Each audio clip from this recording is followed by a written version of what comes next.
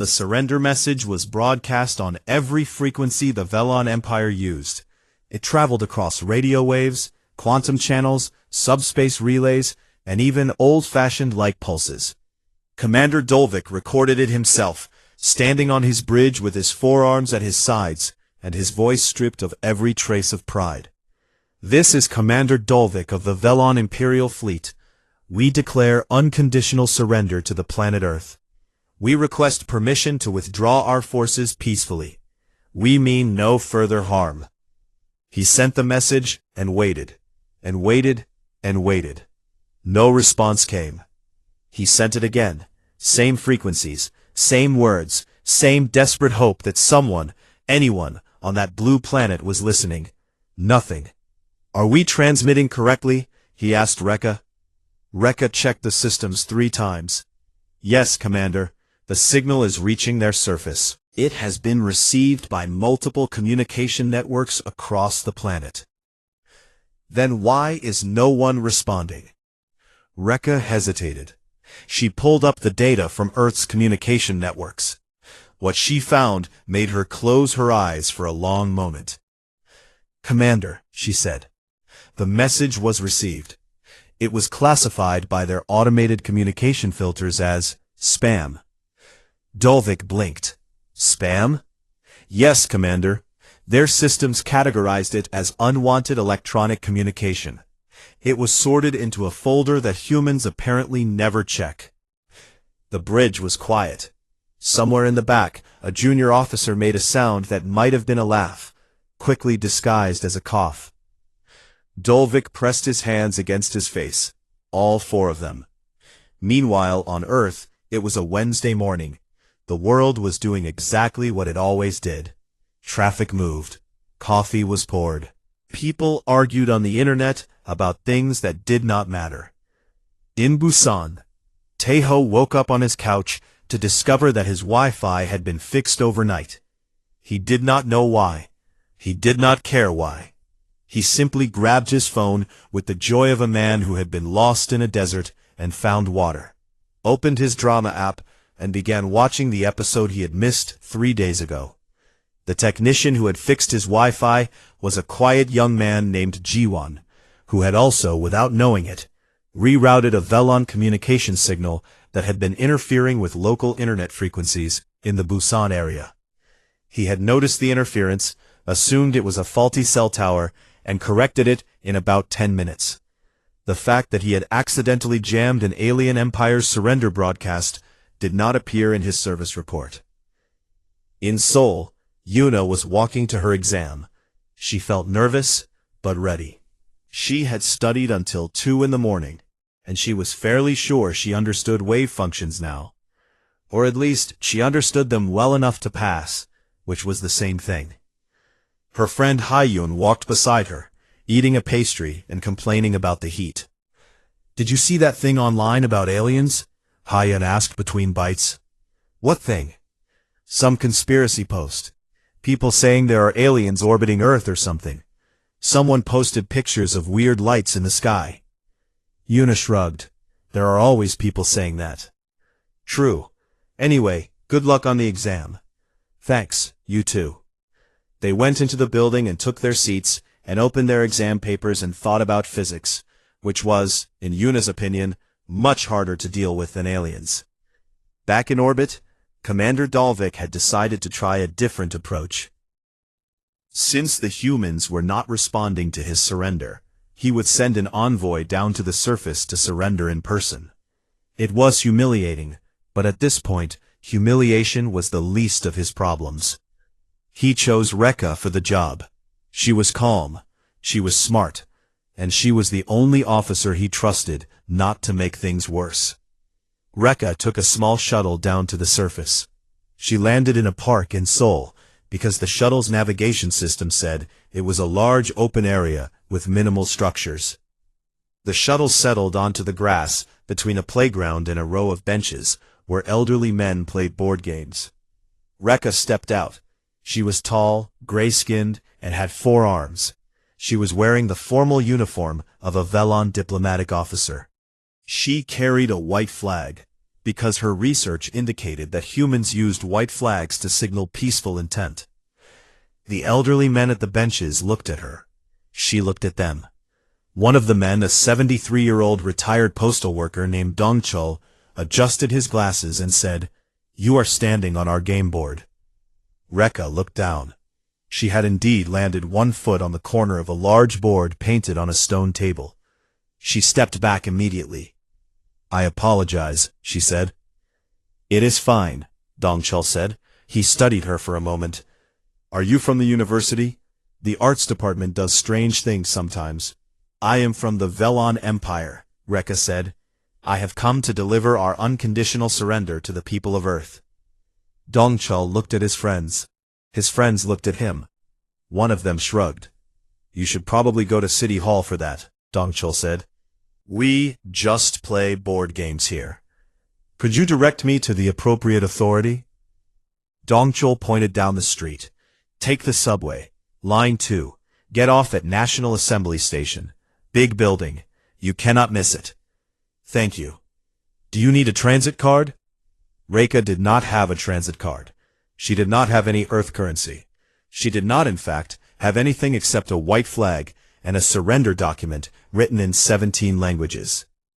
Dong Chul reached into his pocket and pulled out a spare transit card. "Here, there is some money on it, enough for a few rides." Rekka took the card. She looked at it.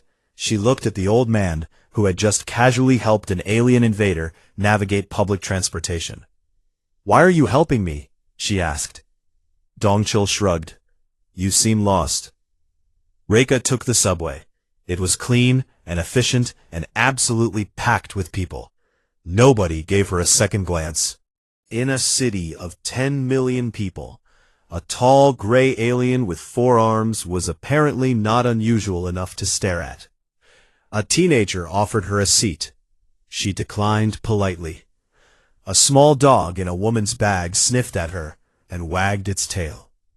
She arrived at the National Assembly building and walked inside. A receptionist at the front desk looked up at her with professional calm. "How can I help you?" "I am Rekka of the Velon Empire. I am here to deliver our unconditional surrender to the government of Earth." The receptionist typed something into her computer. "Do you have an appointment?" "No." "I see, the president is currently at the Global Climate Summit in the main hall. I can pass along a message if you would like to wait." Rekka waited. She sat in a plastic chair in the lobby and held her white flag and watched humans walk back and forth, doing human things. They carried papers and coffee cups and talked on phones, and none of them seemed even slightly concerned that an alien was sitting in their lobby. After 45 minutes, a young aide named Hajin came to get her.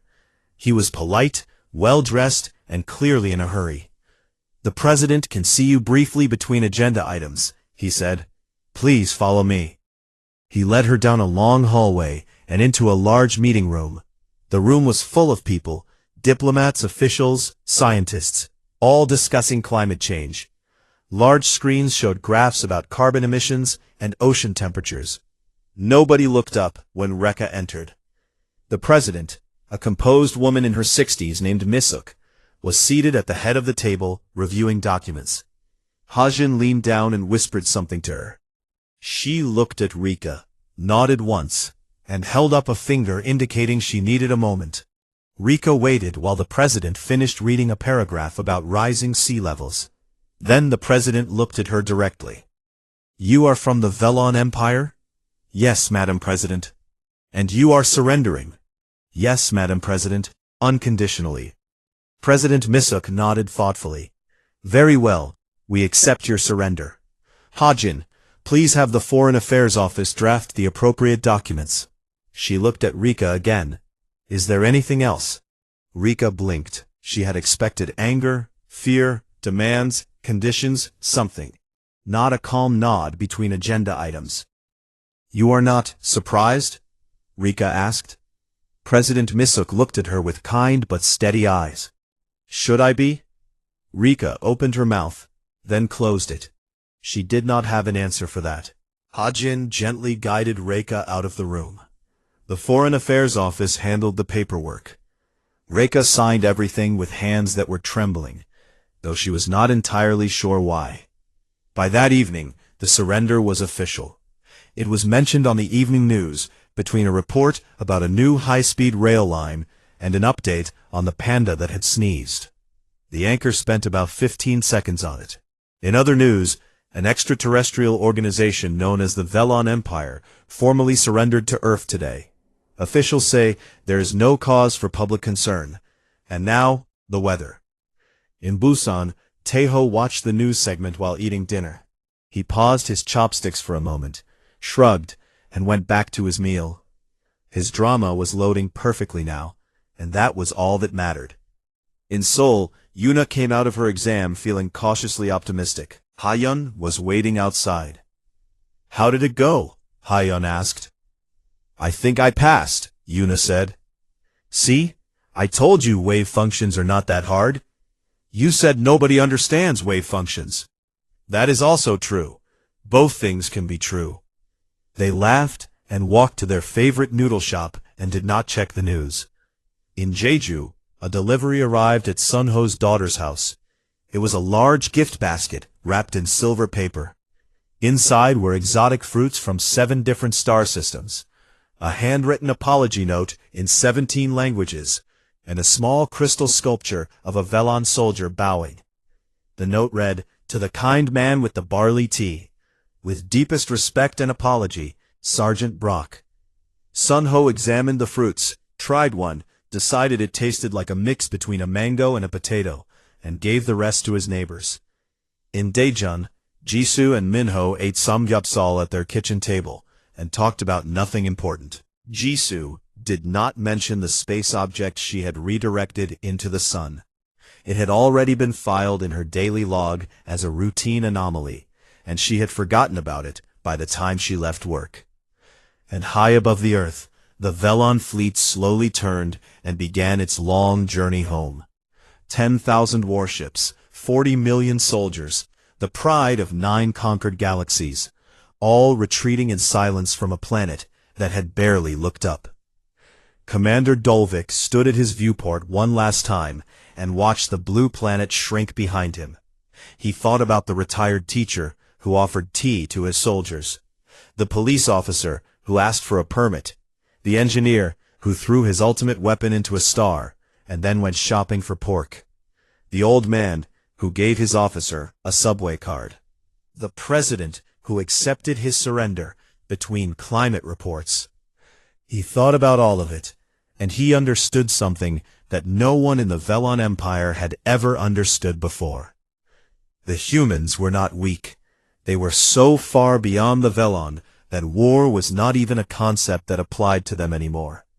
They did not fight back because they did not need to. They did not notice the invasion because to them it was not worth noticing. Their old, forgotten, broken defense systems had been enough.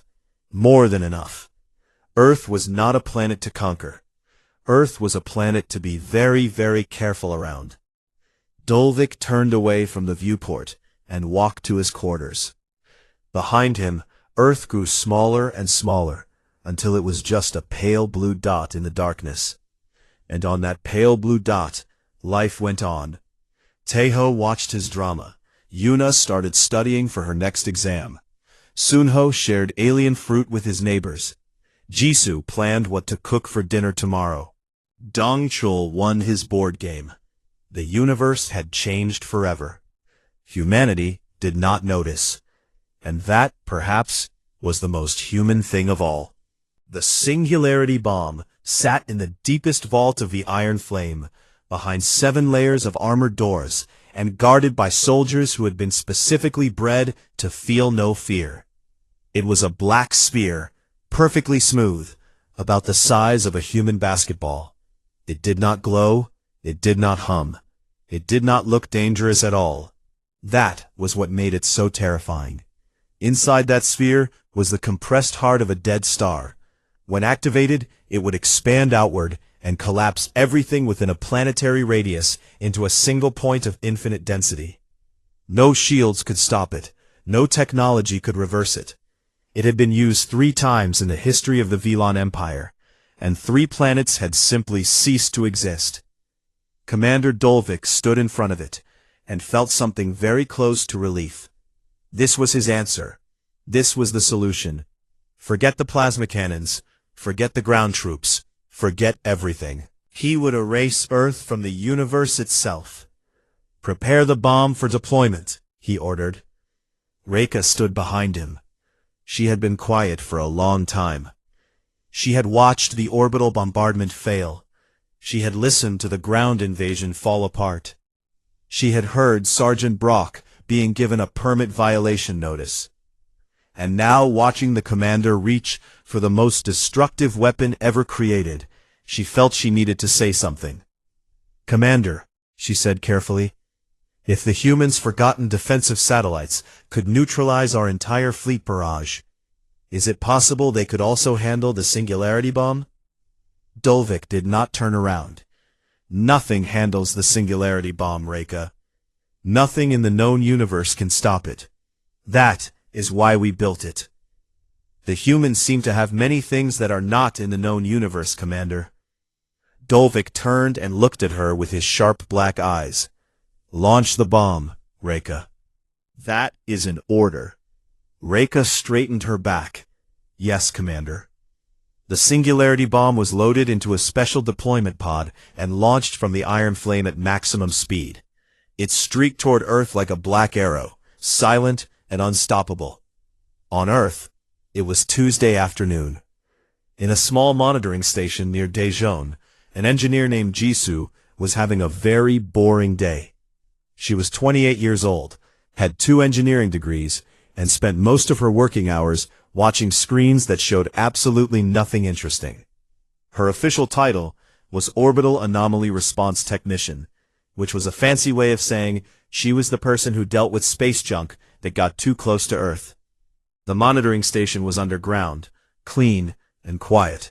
There were 6 screens on her desk. 5 of them showed satellite data. The 6th one she used to watch cooking videos when nobody was looking.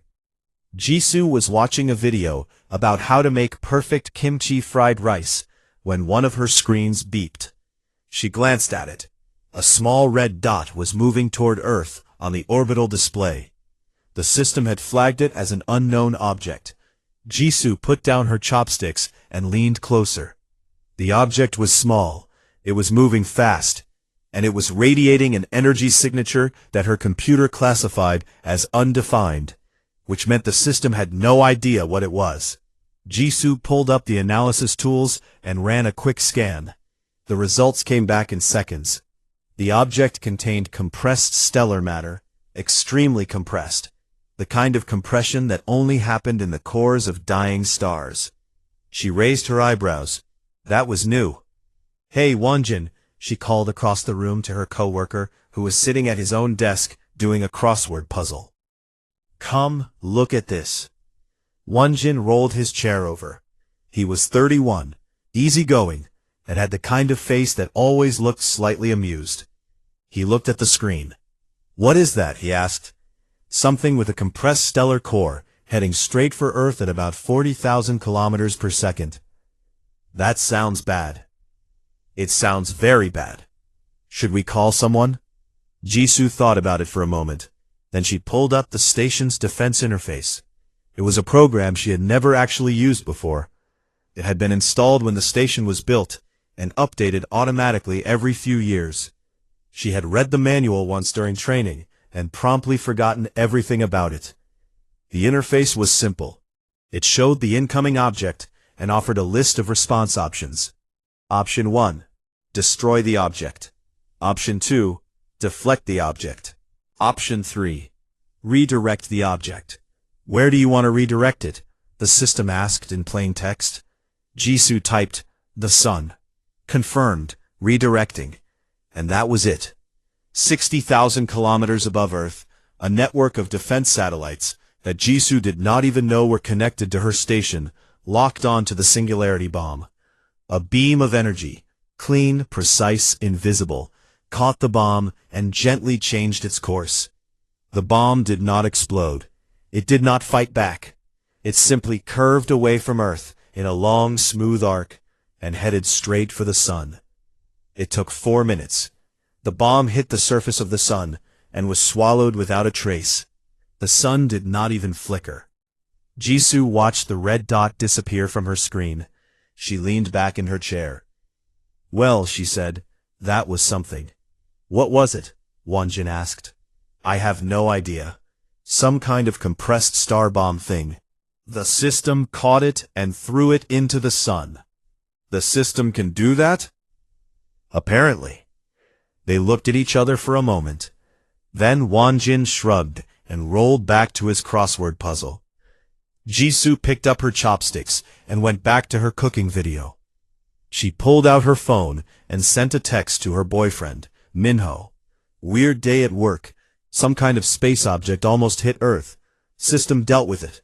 What do you want for dinner?" Minho replied 30 seconds later. "That sounds cool. How about samgyeopsal?" "Perfect. I will pick up the meat on the way home."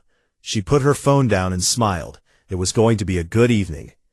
On the Iron Flame, it was not going to be a good evening.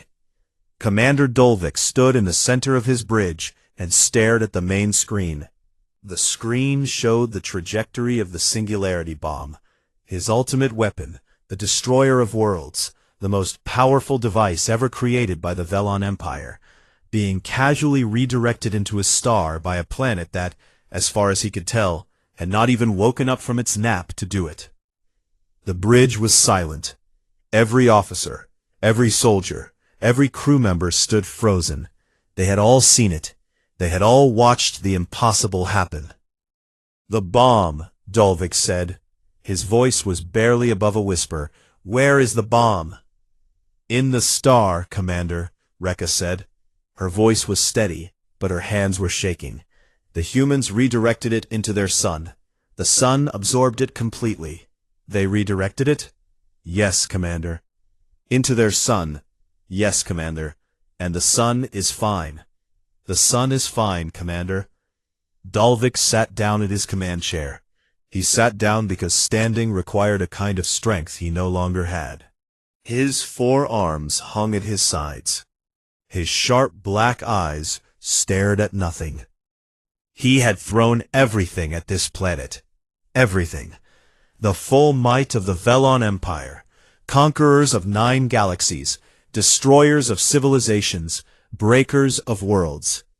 10,000 warships, 40 million soldiers, planet cracker bombs, the Singularity device itself. And the humans had handled all of it the way someone handles a fly buzzing near their ear. A lazy wave, a minor annoyance, not even worth standing up for. The worst part was the silence. If the humans had responded with threats, with counterattacks, with angry messages demanding surrender, Dolvik could have understood. That was war. That was normal. But there was nothing. No communication. No warnings. No acknowledgement at all. Earth had not even bothered to notice them. Rekka approached his chair quietly. "Commander, what are your orders?" For the first time in 300 years, he looked old, tired, small. "Rekka," he said, "in all my years of war, across 9 galaxies, I have fought enemies that wanted to destroy us.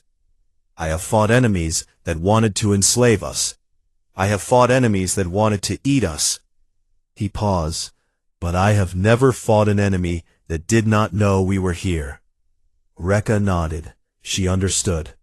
"Open a surrender channel," Dolvik said. The words felt like swallowing broken glass. But he said them. Because Commander Dolvik was many things. Proud, stubborn, arrogant. But he was not stupid. He knew when a war was over. He just never thought it would end because the other side did not care enough to fight it.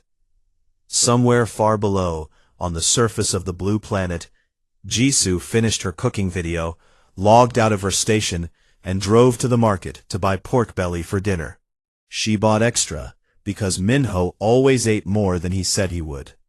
It was, by all accounts, a perfectly normal Tuesday. Commander Dulvik chose Jeju Island for the ground invasion. His tactical officers told him it was a small island off the southern coast of Korea. Low population, beautiful scenery, lots of tangerine farms. It seemed like the perfect place to establish a foothold before moving to the mainland. What his tactical officers did not tell him, because they did not know, was that Jeju Island was one of the most popular tourist destinations on Earth. And it was the middle of summer vacation. The dropships launched at dawn. 500 armored transport vessels broke away from the main fleet and dove through Earth's atmosphere in tight formation. They were built to survive anti-aircraft fire, plasma shields, and orbital bombardment. They were the toughest landing craft in the Velon military. They were not built for seagulls. The first dropship to enter the lower atmosphere was hit in the engine intake by a large white bird that had been minding its own business. The ship wobbled, recovered, and continued its descent with a confused seagull stuck in its ventilation system. It was not a good start. The ships landed on the eastern shore of Jeju in a wide formation. Ramps dropped open.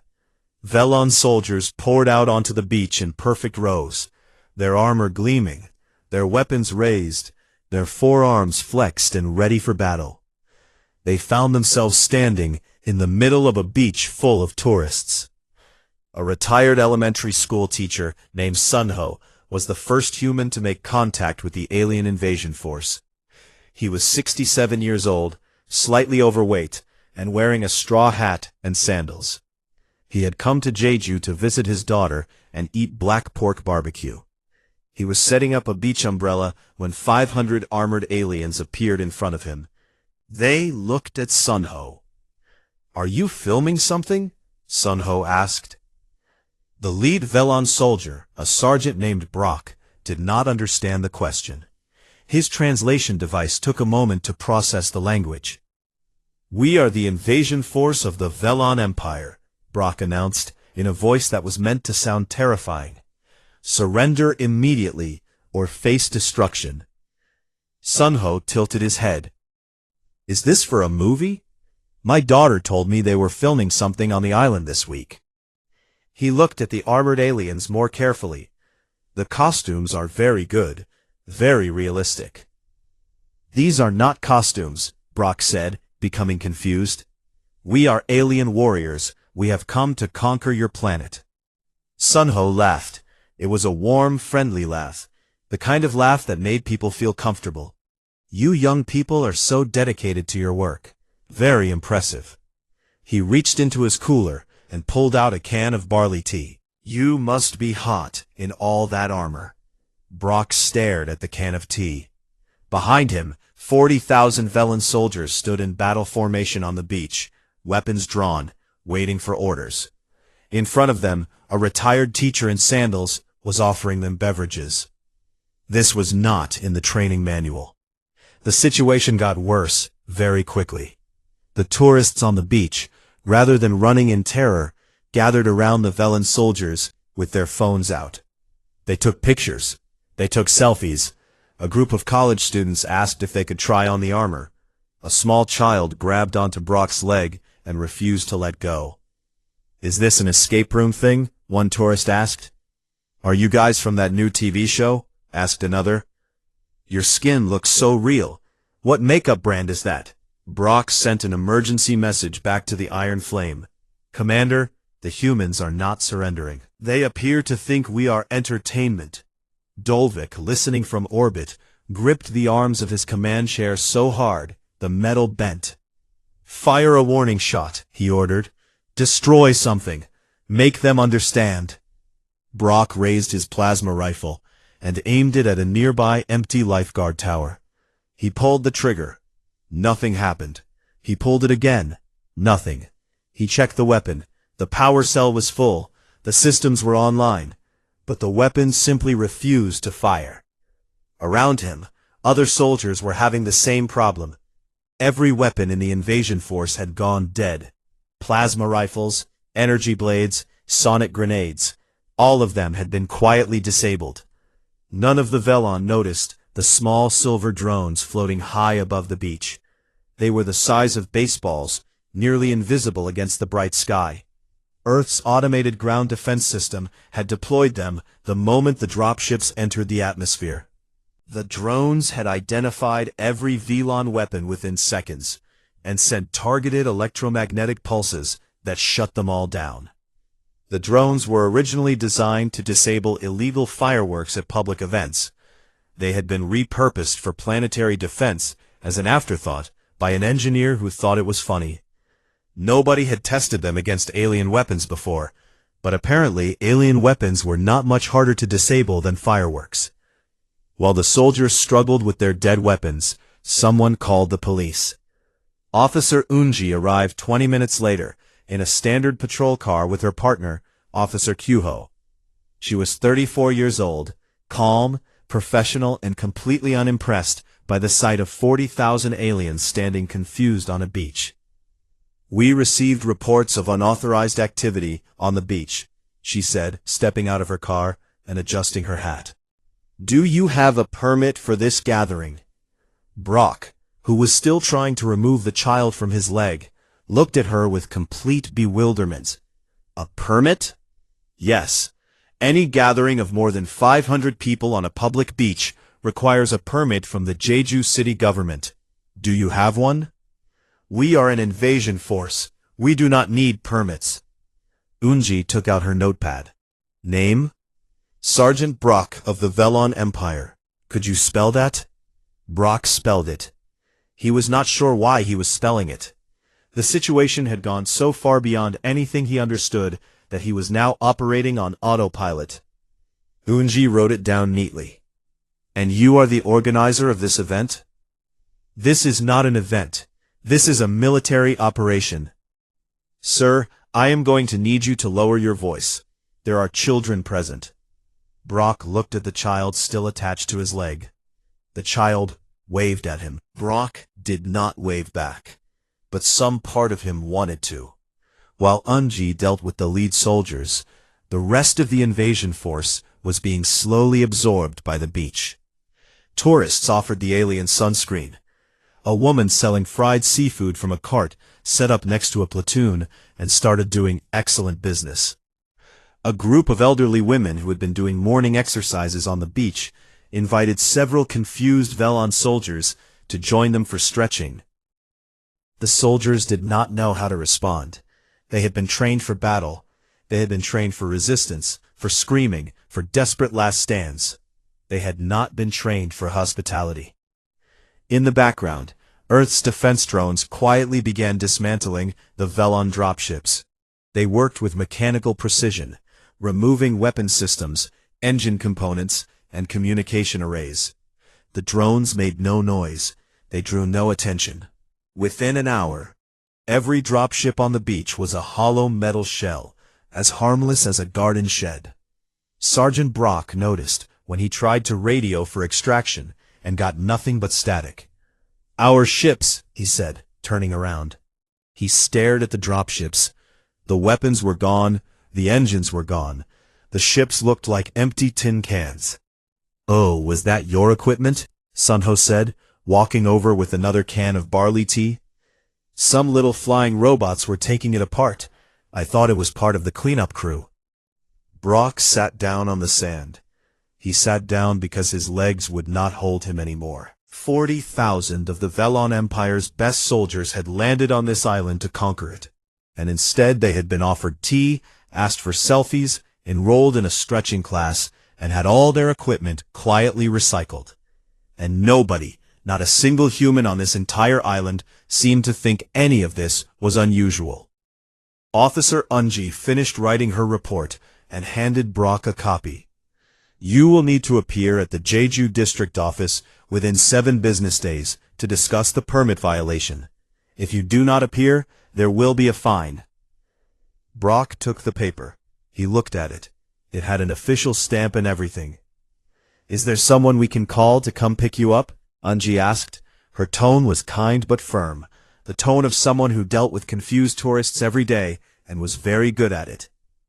Up on the Iron Flame, Commander Dolvik had been listening to the ground communications with growing horror. His invasion force had not been defeated. That would have been understandable. Defeats happened in war. His invasion force had been processed, like tourists who had arrived without the proper paperwork. He stood at his viewport and looked down at the blue planet. Somewhere on that little island, his best soldiers were sitting on a beach, drinking tea, and being taught stretching exercises by elderly women. Dolvik closed his eyes. He still had one option left. One final weapon. The Singularity Bomb. It was the most powerful device the Velon Empire had ever created. It could collapse an entire planet into a point of infinite density. It had never failed. He opened his eyes. "Bring me the Singularity Bomb," he said. The first shots of the war were fired at exactly 3:47 in the morning, Earth time. Commander Dolvik gave the order from his bridge, with the confidence of someone ordering lunch. He pointed one long gray finger at the blue planet on the screen, and said the word he had said to 100 worlds before. Fire. 2,000 plasma cannons lit up the darkness. The blasts were enormous, bright purple streaks of superheated energy, each one powerful enough to melt through a mountain. They screamed across the void toward Earth, in a wall of destruction that would have made any species in the known universe fall to their knees and beg for mercy. The blasts reached Earth's orbit in 14 seconds. They lasted 3 seconds after that. The satellite network came alive, without sound or warning. Thousands of small gray boxes opened panels that had not moved in years. Tiny blue lights blinked on. Energy shields expanded outward and locked together, forming a web of protection around the entire planet. The plasma blasts hit the shield web and simply disappeared. Not deflected, not absorbed, just gone. Erased from existence like they had never been fired at all. On the bridge of the Iron Flame, there was silence. Rekka stared at her console. Her mouth was open. The readings made no sense. 2,000 plasma cannons had fired simultaneously, enough firepower to crack a planet in half, and the energy had simply vanished. There was no impact, no explosion, no debris, nothing. "What happened?" Dolvik asked. His voice was still calm, but there was a small crack in it now, a tiny fracture. "The shots were neutralized, Commander," Rekka said carefully. "The satellite network generated some kind of energy cancellation field. Our plasma was erased before it reached the atmosphere." Dolvik's forearms tightened behind his back. "Erased? Yes, Commander. That is not possible." "No, Commander, it is not." He stood very still for a long moment. Then he straightened his back and lifted his chin. He was Commander Dolvik. He had conquered 9 galaxies. He did not panic because of a few clever satellites. "Fire again," he said. "All cannons. Maximum power. Sustained barrage. I want every weapon on every ship firing at once." The order went out across the fleet. 10,000 warships opened fire together. The darkness between the fleet and Earth turned purple with plasma fire. It was the largest single barrage the Velon Empire had ever unleashed. If anyone had been watching from a nearby star system, they would have thought a new sun had been born. The satellite network handled it the same way a person handles a gentle breeze. The shields flickered once, absorbed everything, and went quiet again. Almost nobody was awake. In Seoul, a night shift worker at the Korea Aerospace Monitoring Center named Dawon sat at his desk and ate instant noodles. His job was to watch satellite data and report anything unusual. It was the most boring job in the world. Nothing ever happened. The satellites just floated up there doing nothing, and Dawon just sat down here doing nothing, and they all got along very well. His screen blinked. A small notification appeared in the corner. Orbital Defense Grid, Activity Log, Minor Energy Contact Detected. Grid responded, status, normal. Dawon glanced at it while slurping his noodles. He had seen notifications like this before. Space debris sometimes triggered the grid. A small rock would float too close, the satellites would zap it, and a little note would appear on his screen. It happened maybe once a month. He clicked acknowledged and went back to his noodles. He did not know that he had just acknowledged the defeat of the largest military barrage in galactic history. In Busan, Taeho was asleep on his couch. The television was still on. The barley tea was cold. He snored softly and dreamed about his rice fields. In her small apartment near the university, Yuna was also asleep. Her physics textbook was open on her chest. Her headphones were still in, playing soft music. She had given up on quantum mechanics around midnight, and decided that sleep was more useful than understanding the universe. Neither of them felt anything. Neither of them heard anything. The shields above them did their work in perfect silence. Back in space, Commander Dalvik was no longer calm. He had fired everything. Every cannon, every torpedo, every energy beam his fleet possessed. He had ordered concentrated strikes on single points. He had tried to overwhelm the shield network with sheer volume. He had even launched 3 planet cracker bombs, weapons so powerful they were banned by the treaties of 6 different galactic alliances. The satellites ate them like snacks. The shield network did not even seem to be trying hard. The energy readings from the satellites remained steady and low, as if the entire defense grid was operating at maybe 10% capacity. Maybe less. "This is impossible," Dalvik whispered. He stood at the viewport and stared at Earth. The planet looked exactly the same as it had before the attack.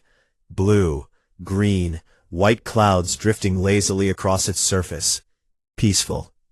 It was the most terrifying thing he had ever seen. Rekka approached him carefully. "Commander, I have completed a detailed scan of the satellite network." "And?" "The satellites are old, Commander. Very old. Based on their construction, they were built at least 30 years ago, and they show signs of significant neglect. Several units have minor malfunctions. Some have damaged solar panels. One appears to have a bird's nest attached to it." Dalvik turned to look at her. "A bird's nest?" "Yes, Commander. A small Earth creature appears to have built a home on one of the defense satellites." Dalvik felt something he had not felt in 300 years of war. He felt a cold shiver run down his spine. These were not the humans' best weapons. These were their forgotten ones. Their old, broken, neglected, bird-covered leftovers. And those leftovers had just swallowed the full firepower of the Velon Empire without breaking a sweat. "What are their new weapons like?" Dalvik asked quietly. Rekka did not answer. She did not need to. The morning sun rose over Seoul. The city woke up slowly, the way it always did. People made coffee. Trains started running. Students rushed to class. Office workers checked their phones. The morning news played on screens across the city. The anchors smiled and talked about the weather. It was going to be a nice day, sunny, with light winds. There was a brief mention of unusual satellite activity during the night, buried between a story about a new restaurant opening and a panda that had sneezed and gone viral. Nobody cared about the satellite activity. Why would they? Satellites were boring. Pandas were not. In her coffee shop, Yuna ordered her usual iced coffee and sat down with her textbook again. Her friend Hyen joined her, dropping into the opposite chair with a dramatic sigh. "Did you study?" Hyen asked. "A little," Yuna said. "I still do not understand wave functions." Nobody understands wave functions. That is the whole point of wave functions. Outside the window, the sun was bright, and the streets were busy, and the world was exactly the same as it had been yesterday. Yuna's phone buzzed again, another news notification. Satellite grid records highest activity in 30 years, officials say no cause for concern. She deleted the notification without reading it and opened her textbook. 60,000 kilometers above her head, the satellite network quietly powered down to standby mode. Its shields retracted, its weapons cooled. The bird on satellite unit 712 ruffled its feathers and settled back into its nest. The grid had done its job. It had done it perfectly, and now it went back to sleep, because there was nothing else to do. On the Iron Flame, Commander Dolvik stood alone on his bridge. His officers had retreated to give him space. The main screen showed Earth, still spinning, still blue, still completely indifferent to the 10,000 warships orbiting helplessly around it. Dolvik had never retreated, not once in 300 years. The very idea was offensive to him. The Velen did not retreat. The Velen conquered. That was who they were. That was all they were. "Prepare the ground forces," he said quietly to the empty bridge. "If we cannot break them from orbit, we will break them on the ground." He stared at the blue planet and clenched all four fists. Somewhere down there, a farmer was complaining about his internet. A student was failing physics. A man was eating noodles. None of them knew he existed. None of them cared. And that, more than anything, made Commander Dolvik afraid. Somewhere in the cold, black emptiness, between two dying stars, a fleet of 10,000 warships waited in silence. They stretched across the darkness like a wall of metal and fire. Each ship was the size of a small moon. Each one carried enough weapons to turn a planet into dust. And all of them pointed at one small blue world, spinning quietly at the edge of a very ordinary galaxy. Earth. Commander Dolvik stood on the bridge of his flagship, the Iron Flame, and stared at the main screen. His skin was pale gray. His eyes were black and sharp, like polished stones. He had 4 arms, and all of them were folded behind his back in the traditional pose of a Velon war leader about to begin a conquest. "Status report," he said. His voice was low and calm, the voice of someone who had destroyed civilizations before breakfast and felt nothing about it. "All ships are in position, Commander," said his second officer, a tall female Velon named Rekka. She was standing beside the tactical console, her fingers moving across the glowing screen. 10,200 warships, 40 million ground soldiers, 12 planet cracker bombs. We are ready. Dolvik allowed himself a small, thin smile. The Velon Empire had conquered 9 galaxies. 9. They had crushed species that breathed fire, species that lived in the cores of stars, species that could bend time itself. Every single one had fallen before the might of the Velon fleet. And now, it was Earth's turn. He had studied the humans for a long time. They were soft creatures. They had only 2 arms. They spent most of their time arguing with each other about silly things. They made art and music and wasted hours watching things called movies. They were emotional. They were messy. They were, by every measure the Velon used, completely and utterly weak. "Begin the invasion," Dolvik said. The fleet moved forward. 10,000 engines roared to life. The stars themselves seemed to tremble. On the other side of the galaxy, on the small blue planet called Earth, absolutely nothing interesting was happening. In a quiet neighborhood on the edge of Busan, a man named Taeho sat on the floor of his living room and stared at his phone with deep frustration. The Wi-Fi was not working again. He had called the service company 3 times this week. 3 times they had promised to fix it. 3 times they had lied. Taeho was 52 years old. He was a rice farmer. He had simple needs. He wanted to watch his evening drama, drink his barley tea, and fall asleep on the couch like he did every night. But the little spinning circle on his screen refused to stop spinning, and the drama refused to load, and Taeho's mood was getting worse by the second. "This country can send robots to Mars," he muttered to himself, "but they cannot give me a stable internet connection." He did not know that at that exact moment, 10,000 alien warships had just crossed the orbit of Neptune. In Seoul, A 21-year-old university student named Yuna sat in a coffee shop near her campus and studied for her physics exam. The coffee shop was warm and noisy. Students talked and laughed around her. Someone was playing guitar badly in the corner. Yuna had her headphones in and her textbook open, and she was trying very hard to understand quantum mechanics, which she had decided was invented specifically to make her life difficult. Her phone buzzed. A news notification. She glanced at it. Unusual electromagnetic activity detected near outer solar system. Scientists monitoring the situation. Yuna read it, shrugged, and went back to her textbook. Electromagnetic activity was not going to help her pass her exam. She did not know that the unusual electromagnetic activity was the combined energy signature of the largest invasion fleet ever assembled in the history of the known universe.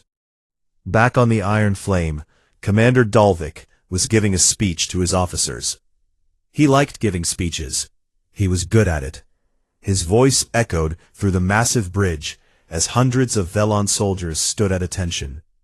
For 3,000 years, the Velon Empire has ruled the stars, he said, pacing slowly in front of the main viewport. Through the glass, Earth was now visible, a tiny blue dot growing slowly larger.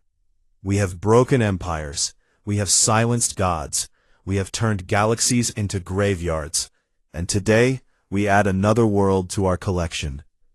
He paused for dramatic effect. He was very proud of that line. He had practiced it in front of a mirror. The humans are primitive, he continued. They fight among themselves. They poison their own air. They cannot even agree on the shape of their own planet. He shook his head in disgust. They will not last a single day against us. Reika, standing quietly behind him, checked her console again. Something had caught her attention. A small reading. A faint energy signature coming from Earth's orbit. She frowned and ran the scan again. "Commander," she said quietly. "Not now, Reika," Dalvik said. He was still enjoying his speech. "This will be our fastest conquest yet. I want the planet secured within 12 hours. I want their leaders in chains by morning. I want—" "Commander," Reika said again, a little louder. Dalvik stopped and turned to her, annoyed. "What is it?" "There is something in Earth's orbit, a network of some kind. Satellites, but not normal satellites." She studied the readings more carefully. Her frown deepened. "They appear to be armed." Dalvik walked over to her console and looked at the screen.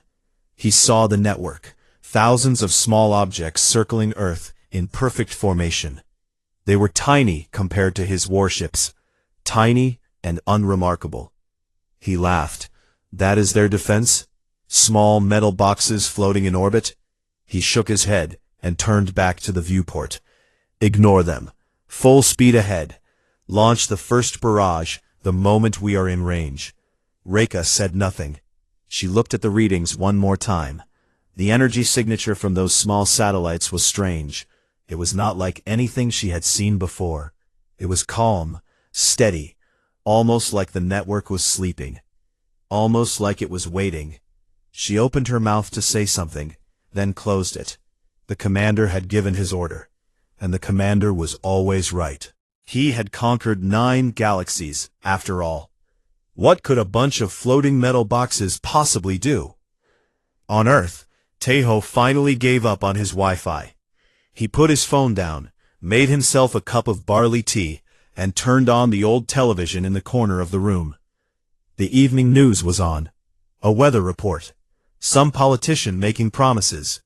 A short story about a cat that had learned to open doors. Nothing about an alien invasion. Nothing about 10,000 warships.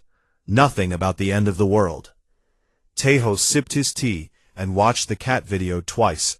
It was a good cat. Above him, high in orbit, the network of satellites hummed quietly in the dark. Their systems were old. They had been built decades ago and mostly forgotten. No one maintained them. No one thought about them. They were just part of the background, like streetlights or traffic cameras. But deep inside their circuits, something stirred. Sensors detected the approaching fleet. Calculations were made in microseconds.